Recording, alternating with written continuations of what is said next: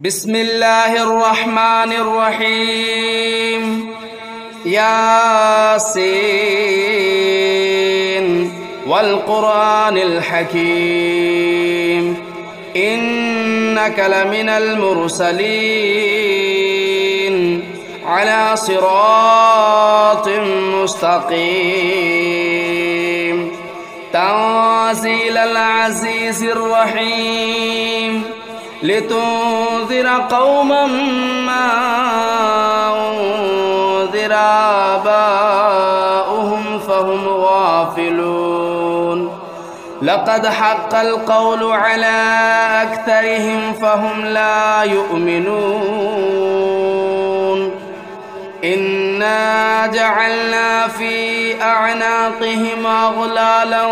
فهي إلى الأذقان فهم مقمحون وجعلنا من بين أيديهم سدا ومن خلفهم سدا فأغشيناهم فهم لا يبصرون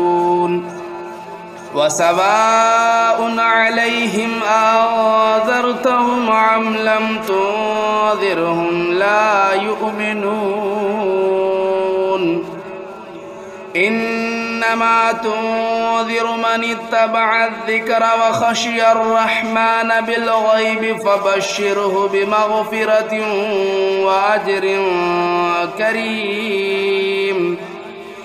إنا نحن نحيي الموتى ونكتب ما قدموا وآثارهم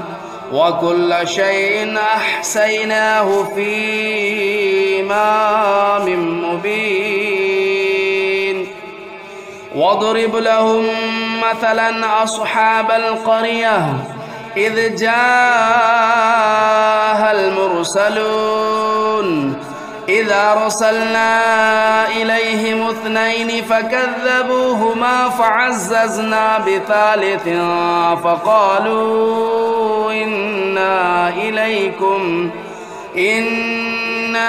إليكم مرسلون قالوا ما أنتم إلا بشر مثلنا وما أنزل الرحمن من شيء إن أنتم إلا تكذبون قالوا ربنا يعلم إنا إليكم لمرسلون وما علينا إلا البلاغ المبين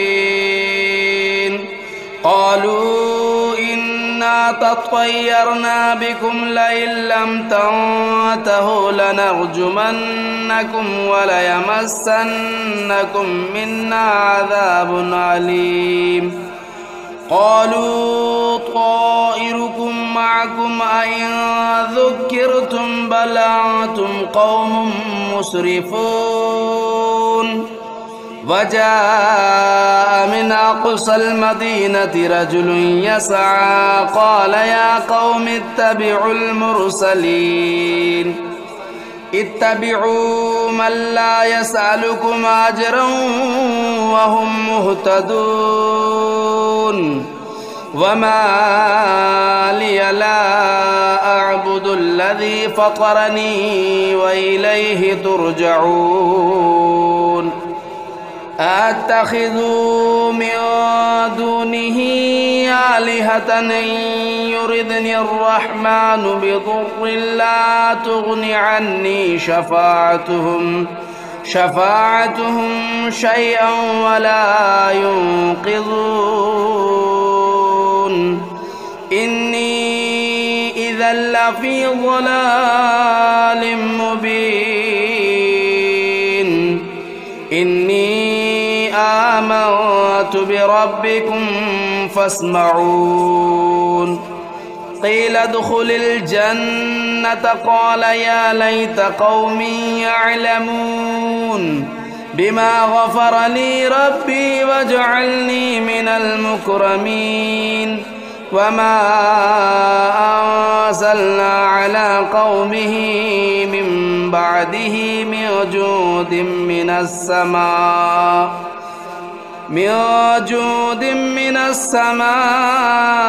وما كنا منزلين إن كانت إلا صيحة واحدة فإذا هم خامدون يا حسرة على العباد ما يأتيهم من رسول إلا كانوا به يستهزئون ألم يروا كم أهلكنا قبلهم من القرون أنهم إليهم لا يرجعون وإن كل لما جميع لدينا محضرون وآية لهم الأرض الميتة أحييناها وأخرجنا منها حبا فمنه يأكلون وجعلنا فيها جنات من نخيل وأعناب وفجرنا فيها من العيون ليأكلوا من ثمره وما عملته أيديهم أفلا يشكرون سبحان الذي خلق الأزواج كلها مما تنبت الأرض ومن أنفسهم ومما لا يعلمون وآية لهم الليل نسلخ منه النهار فإذا هم مظلمون والشمس تجري لمستقر لها ذلك تقدير العزيز العليم والقمر قدرناه منازل حتى عاد كالعرجون القديم لا الشمس ينبغي لها أن تدرك القمر ولا الليل سابق النهار وكل في فلك يسبحون وآية لهم أنا حملنا ذريتهم في الفلك المشحون وخلقنا لهم من مثله ما يركبون وإن نشأ نغرقهم فلا صريخ لهم ولا هم ينقذون إلا رحمة منا ومتاعا إلى حين وإذا قيل لهم اتقوا ما بين أيديكم وما خلفكم لعلكم ترحمون وما تأتيهم من آية من آيات ربهم إلا كانوا عنها معرضين وإذا قيل لهم أنفقوا مما رزقكم الله قال الذين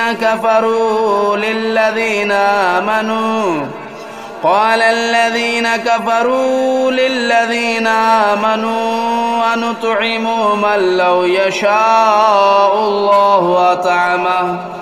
إن أنتم إلا في ضلال مبين ويقولون متى هذا الوعد إن كنتم صادقين ما ينظرون إلا صيحة واحدة تأخذهم وهم يخصمون فلا يستطيعون توصية ولا إلى أهلهم يرجعون ونفخ في الصور فإذا هم من الأجداث إلى ربهم ينسلون قالوا يا ويلنا من بعثنا من مرقدنا هذا ما وعد الرحمن وصدق المرسلون إن كانت إلا صيحة واحدة فإذا هم جميع لدينا محضرون قالوا يا ويلنا من بعثنا من مرقدنا هذا ما وعد الرحمن وصدق المرسلون إن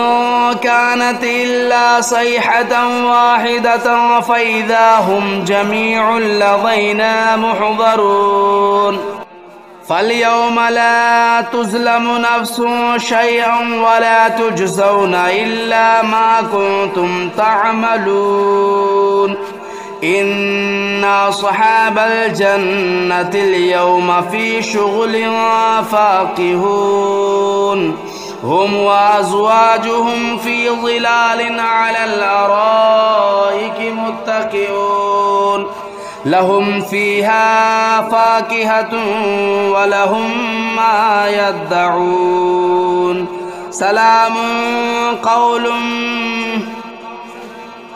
سلام قولا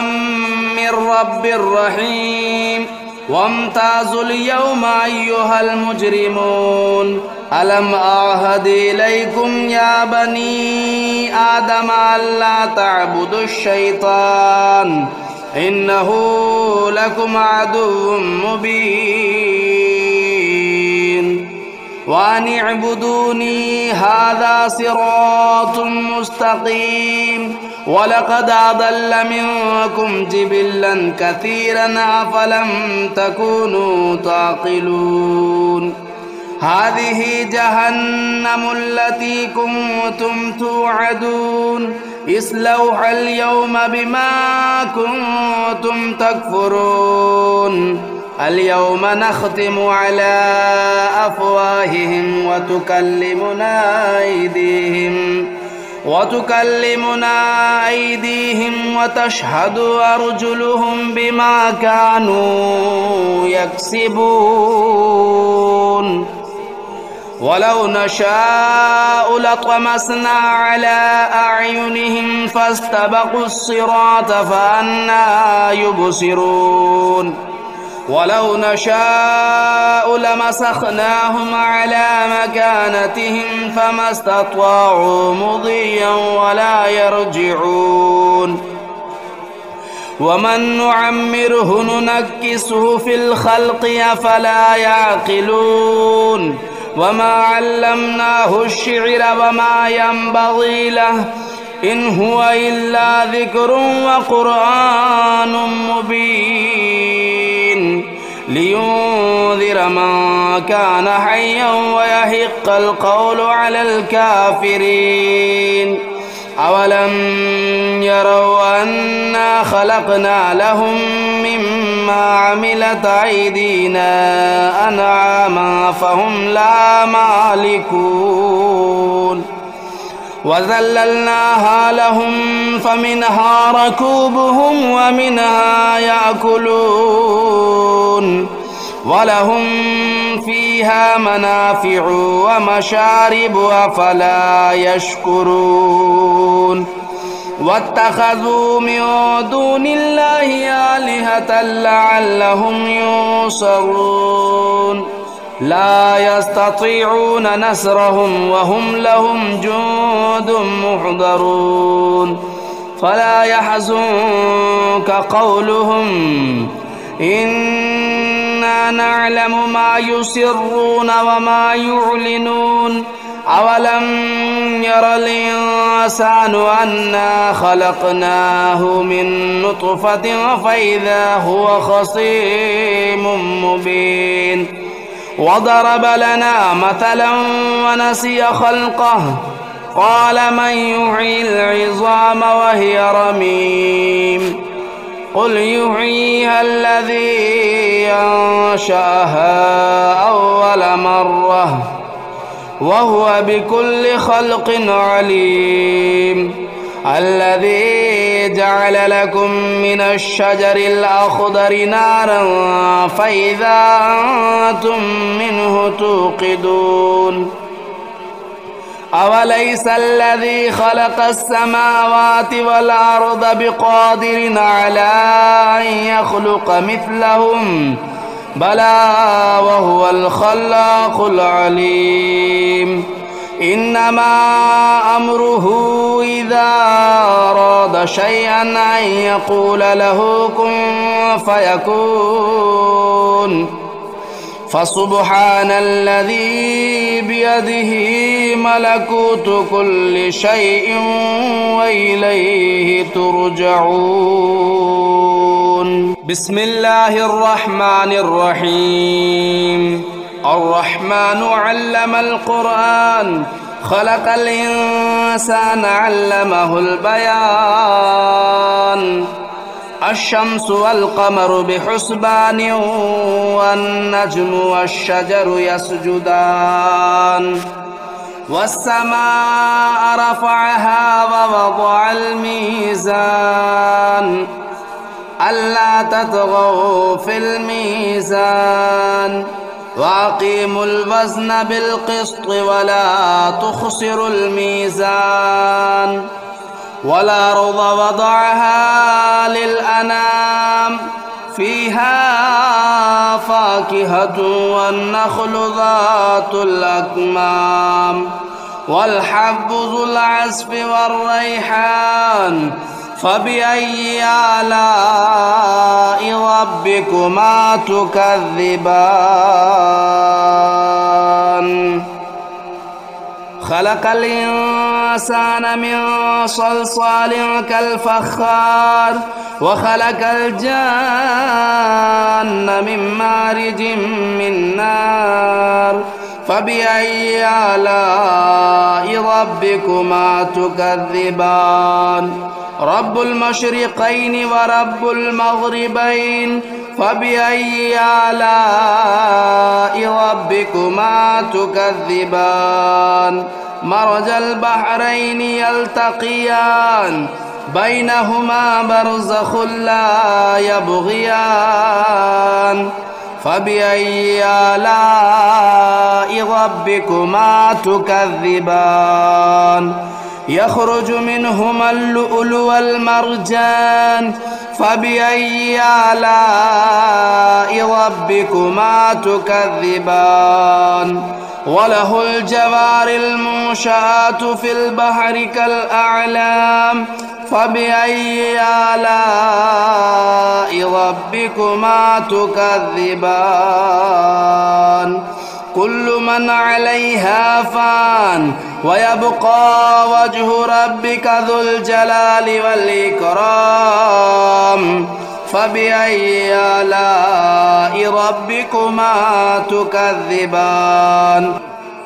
يسأله من في السماوات والأرض كل يوم هو في شأن فبأي آلاء ربكما تكذبان سنفرغ لكم أيها الثقلان فبأي آلاء ربكما تكذبان يا معشر الجن والإنس إن استطعتم أن تنفذوا من أقطار السماوات والأرض فانفذوا لا تنفذون إلا بسلطان فبأي آلاء ربكما تكذبان يرسل عليكما شواظ من نار ونحاس فلا تنتصران فبأي آلاء ربكما تكذبان فإذا انشقت السماء فكانت وردة كالدهان فبأي آلاء ربكما تكذبان فيومئذ لا يسأل عن ذنبه إنس ولا جان فبأي آلاء ربكما تكذبان يعرف المجرمون بسيماهم فيؤخذوا بالنواصي والأقدام فبأي آلاء ربكما تكذبان هذه جهنم التي يكذب بها المجرمون يطوفون بينها وبين حميم آن فبأي آلاء ربكما تكذبان ولمن خاف مقام ربه جنتان فبأي آلاء ربكما تكذبان ذواتا أفنان فبأي آلاء ربكما تكذبان فيهما عينان تجريان فبأي آلاء ربكما تكذبان فيهما من كل فاكهة زوجان فبأي آلاء ربكما تكذبان متكئين على فرش بطائنها من استبرق وجنى الجنتين دان فبأي آلاء ربكما تكذبان فيهن قاصرات الطرف لم يطمثهن إنس قبلهم ولا جان فبأي آلاء ربكما تكذبان كأنهن الياقوت والمرجان فبأي آلاء ربكما تكذبان هل جزاء الإحسان إلا الإحسان فبأي آلاء ربكما تكذبان ومن دونهما جنتان فبأي آلاء ربكما تكذبان مدهامتان فبأي آلاء ربكما تكذبان فيهما عينان نضاختان فبأي آلاء ربكما تكذبان فيهما فاكهة والنخل والرمان فبأي آلاء ربكما تكذبان فيهن خيرات حسان فبأي آلاء ربكما تكذبان حور مقصورات في الخيام فبأي آلاء ربكما تكذبان لم يطمثهن إنس قبلهم ولا جان فبأي آلاء ربكما تكذبان متكئين على رفرف خضر وبخري حسان فبأي آلاء ربكما تكذبان تبارك اسم ربك ذو الجلال والإكرام بسم الله الرحمن الرحيم تبارك الذي بيده الملك وهو على كل شيء قدير الذي خلق الموت والحياة ليبلوكم أيكم أحسن عملا وهو العزيز الغفور الذي خلق 7 سماوات طباقا ما ترى في خلق الرحمن من تفاوت فارجع البصر هل ترى من فطور ثم ارجع البصر كرتين ينقلب إليك البصر خاسئا وهو حسير ولقد زينا السماء الدنيا بمصابيح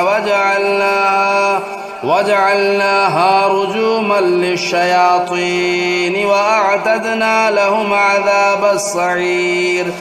وللذين كفروا بربهم عذاب جهنم وبئس المصير إذا ألقوا فيها سمعوا لها شهيقا وهي تفور تكاد تميز من الغيظ كلما ألقي فيها فوج سألهم خزنتها ألم يأتكم نذير قالوا بلى قد جاءنا نذير فكذبنا وقلنا ما نزل الله من شيء إن أنتم إلا في ضلال كبير وقالوا لو كنا نسمع أو نعقل ما كنا في أصحاب السعير فاعترفوا بذنبهم فسحقا لأصحاب السعير إن الذين يخشون ربهم بالغيب لهم مغفرة وأجر كبير وأسروا قولكم أو اجهروا به إنه عليم بذات الصدور ألا يعلم من خلق وهو اللطيف الخبير هو الذي جعل لكم الأرض ذلولا فامشوا في مناكبها وكلوا من رزقه وإليه النشور أأمنتم من في السماء أن يخسف بكم الأرض فإذا هي تمور أم أمنتم من في السماء أن يرسل عليكم حاصبا فستعلمون كيف نذير ولقد كذب الذين من قبلهم فكيف كان نكير أولم يروا إلى الطير فوقهم صافات ويقبضن ما يمسكهن إلا الرحمن إنه بكل شيء بصير أمن هذا الذي هو جند لكم ينصركم من دون الرحمن إن الكافرون إلا في غرور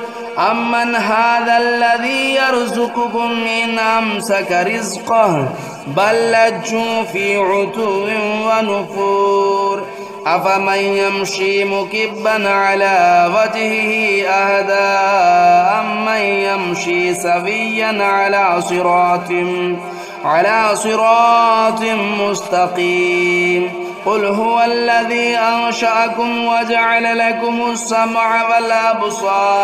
والأبصار والأفئدة قليلا ما تشكرون قل هو الذي ذرأكم في الأرض وإليه تهشرون